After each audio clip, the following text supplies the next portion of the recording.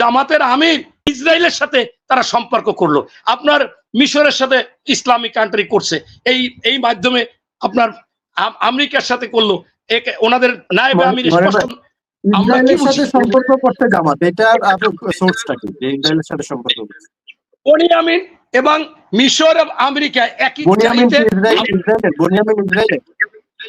হ্যাঁ, বনিয়ামিন ইসরায়েলের পুরো, উনি বলছে যে আমি বিশ্বে বলেছে যে 2001 বা 2004-এ যখন বিএনপি ক্ষমতায় ছিল ওই সময় বিএনপির সঙ্গে তার ভালো সম্পর্ক ছিল। বনিয়ামিনের ভালো সম্পর্ক ছিল। আপনার যেমন এই যে আপনার ওই পিনাকি বলতো যে বদমাইশ বড় হইলে শিবির, বুড়ো হইলে জামাত। আবার টকশোতে এসে বলেছে 71 টিভিতে, কয়েকটা টিভিতে আমার কাছে আছে। আবার এই বনিয়ামিন বলছে যে জামাত হইলে নিকৃষ্ট। আপনাদের একজন অ্যাক্টিভিস্ট আছেন নাম শাহেদ আলম, তিনি বলেছিলেন যে তারেক জিয়া নেতৃত্ব দেওয়ার যোগ্যই না, কিন্তু ওনার সঙ্গে এখন তারেক জিয়া দেখা করেন, কথা বলেন। জামাতের আমির বললো যে আওয়ামী লীগকে ক্ষমা করে দিছি, এবং এই আপনার বসুন্ধরা গ্রুপের ওখানে গেল যে 3-4 তারিখ আমি তার বিরুদ্ধে বক্তব্য দিয়েছি, সে ওই গণভবনে বলেছে যে আপনি শেখ হাসিনা যদি নাও থাকেন মাননীয় প্রধানমন্ত্রী, এই বিএনপি জামাতকে আমি দেশ ছাড়া করব এবং এদেরকে শেষ করে দিব, নিঃস্ব করে দেব। অথচ তার ওইখানে যাইয়া বলছে আপনার পাশে আসি, ব্যবসায়িক কোনো ক্ষতি হবে না। তার ছেলের সাথে ছবি তুইলা ছাইড়া দিল, আওয়ামী লীগকে ক্ষমা করলো। ভারতের সাথে 3 বার বক্তব্য দিয়েছে যে ভারত না কোষায় এরকম কোনো কাজ করব না। আর একটা বক্তব্য সমঝোতা করে সুসম্পর্ক রেখে তাকে 3য়-বার অমিত শাহ বলছে যে আমরাও আপনাদের সাথে সুসম্পর্ক রাখতে চাই।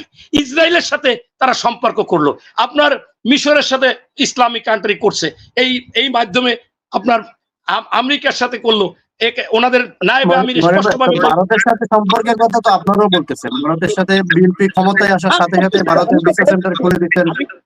ভারতের সঙ্গে সম্পর্ক, বিএনপি ক্ষমতায় বসার আগে ভারতের ভিসা সেন্টার খুলে দেওয়া হয়েছে।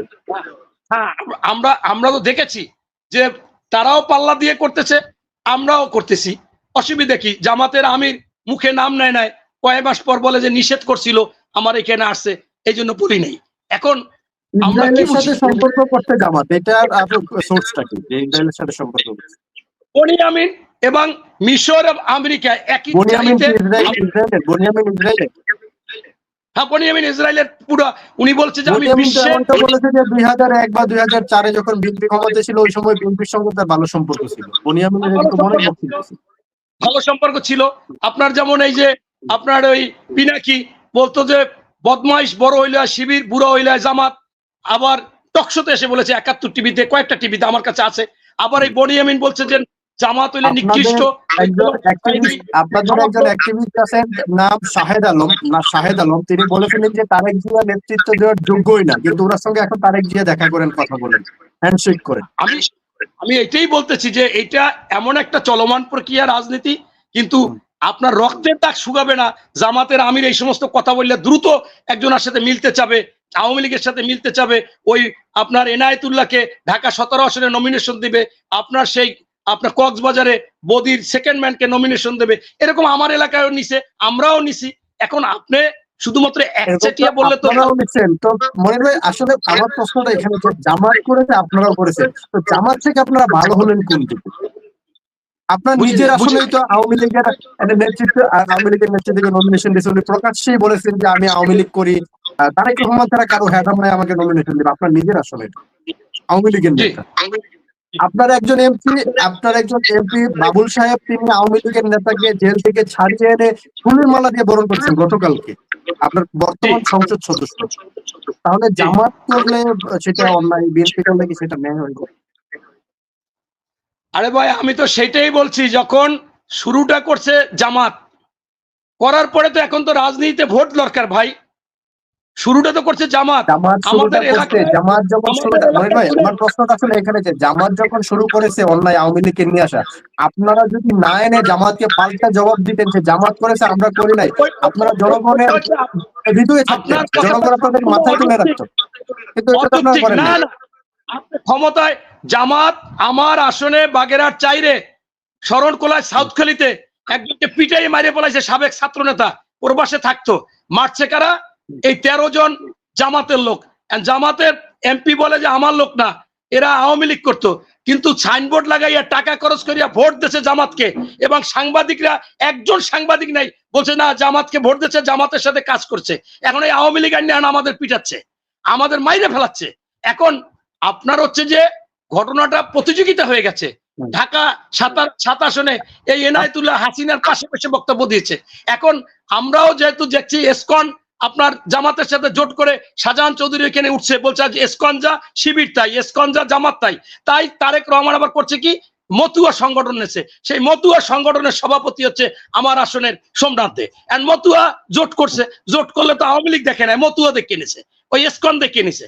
এখন বিষয়টা হচ্ছে যে এক একজনে এরকম কৌশলগত ভাবে করেছে, কিন্তু মূল কথা হচ্ছে যে শুরুটা করছে কে মাফ করে দিল, কে ভারতের সাথে পক্ষে কথা বললো, কে বসুন্ধরা গ্রুপে গেল, কে এরকম করলো। এই আপনার নাবিল গ্রুপ আমি তো অস্বীকার করতেছি না, শুরুটা করছে কে, শুরুটা ক্ষমাটা করলো কে?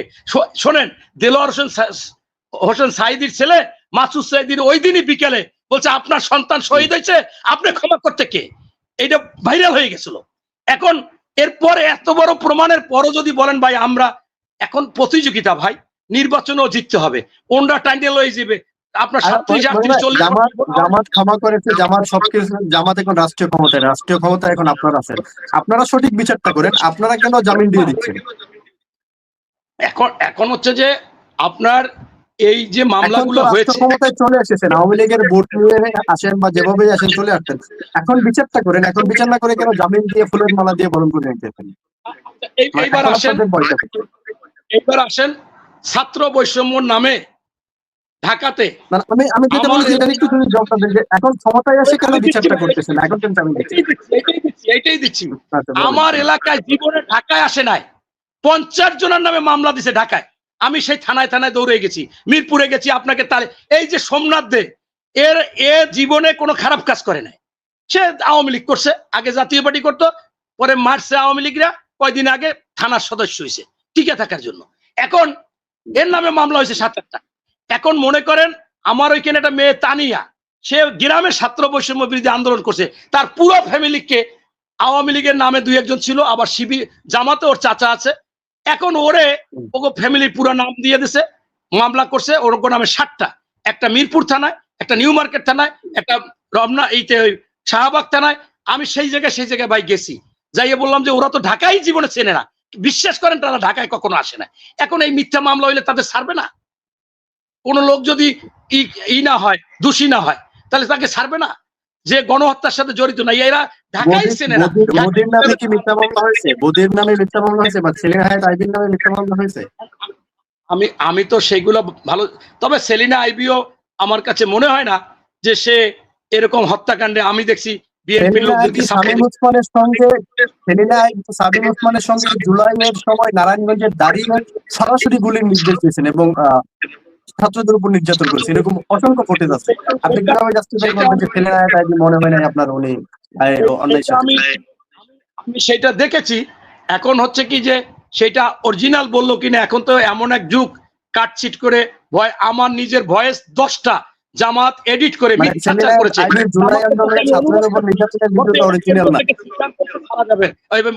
উড্র করা যাবে না। আমি বক্তব্য দিই নাই, এডিট কইরা আমার কথা লাগাইয়া, আমি যে কথা বলছে জামাতের নায়েবে আমির আব্দুল্লাহ তাহের যে নির্বাচনের আগে পা ধরো, ঠ্যাং ধরো, হাঁটু ধরো, সেইটা আমার তাই লাগাই বাগেরহাট 4-এর বিএনপির এমপি প্রার্থী সম্ভাব্য কাজী মনির বলে দিয়ে 11 সেকেন্ড আমি সেইটা ওনার কথা বলছি। এরকম আমার অনেকগুলো জামাত কেন্দ্রীয় ভাবে করছে। আমি যখন আমার এলাকায় বলছি বেটা তোদের আগে কাজ করছি, 91 সালে করছি, 2001 সালে করছি, 8 সালে করছি, 18 সালে করছি, তোরা কেন আমার এইটা পোস্ট করছো? বলে যে এটা কেন্দ্র থেকে দিয়েছে, আমাদের কিছু করার নাই। এমনকি আলিম ভাই যে এখন এমপি হয়েছে, তার সাথে আমার গুড সম্পর্ক, কারণ নির্বাচন করছে, আমি বিনে পয়সা পোস্টার ছাপাই দিছি, লিফলেট ছাপাইছি ওই সাত্তার মুফতির। এখন বলে যে এটা আমাদের কেন্দ্র থেকে দিয়েছে, আমরা কি বলবো? তা কেন্দ্র থেকে এরকম অপকর্ম করবে, খারাপ কাজ করবে। তারেক রহমানের একটা বক্তব্য, সেটাও ওই ঠ্যাং ধরা ওইটাই বলছে, সেটাও এডিট করে ছেড়ে দিয়েছে জামাত। বাসের কেলা দিয়ে প্রথম ছাড়ে, তখন সকল ওই বট বাহিনী জামাতের কর্মী, শিবিরের কর্মীরা ছাড়ে। এইটা যে করে, এখন যাই হোক, আমার সর্বশেষ কথা হচ্ছে যে এটাকে বলে একটা এই 5ই আগস্টের পরে জামাত বিএনপির একটা এই ক্ষতিকারক প্রতিযোগিতা ছিল। এটাকে কি প্রতিযোগিতা বলবো? জামাতও প্রতিযোগিতা করে আওয়ামী লীগদেরকে বাঁচাইতে চাইছে, তারা একটা মামলাও দেয় না, শুধু ছাত্র বৈষম্য বিরোধী মামলা দিচ্ছে। এমনকি তারা যে মিছিল মিটিং নামাইছে, জামাত কোনো জায়গায় প্রতিহত করতে যায় না, প্রতিরোধ করতে যায় না, সব করেছে বিএনপি, ধরাই দিয়েছে বিএনপি। আর পরে এখন বলে দেখছেন আপনাদের নামে কিন্তু আমরা মামলাও করি নাই, ধরাই টরাই দিন, এই এলাকায় বলছে, বললে ভোট চাইছে। এখন আপনি কি করবেন? এখন আমার এলাকায় তো বর্তমান আইনমন্ত্রী, অ্যাটর্নি জেনারেল বর্তমান আইনমন্ত্রী, তিনি বলেছেন যে জামাত আওয়ামী লীগ নিষিদ্ধ করার জন্য দাবি তুলেছিলেন, পিটিশন করেছেন, আমি সেটা বাতিল করেছি। আমি অ্যাটর্নি জেনারেল হিসেবে বলেছি যে জামাত এটা করতে পারে না। উনি এখন আপনাদের আইনমন্ত্রী, অ্যাটর্নি জেনারেল, সরাসরি নির্বাচনের মাঠে ঘোষণা দিয়েছেন, আওয়ামী লীগ নিষিদ্ধে বাধা দিয়েছেন উনি। এমন একজন লোককেও তো আপনারা মন্ত্রী বানিয়েছেন। আমরা দলীয়ভাবে মহাসচিবই বলছে যে আমরা কাউকে নিষিদ্ধ চাই না, যে অপরাধী গণহত্যাকারী যে অর্থ পাচার করছে তার বিচার চাই অপরাধী, কিন্তু আমরা গণতন্ত্র চাই এবং যে কোনো দলকে নিষিদ্ধ, জামাতকেও আমরা নিষিদ্ধ চাই নাই, আওয়ামী লীগকেও আমরা নিষিদ্ধ চাই না। এটা তো শুরু থেকে আপনারা টকশো করেছেন এই মহাসচিবের এই কথা নিয়ে, অতএব এটা তো স্পষ্ট, এটা তো আবার নতুন করে কিছু বলার নাই।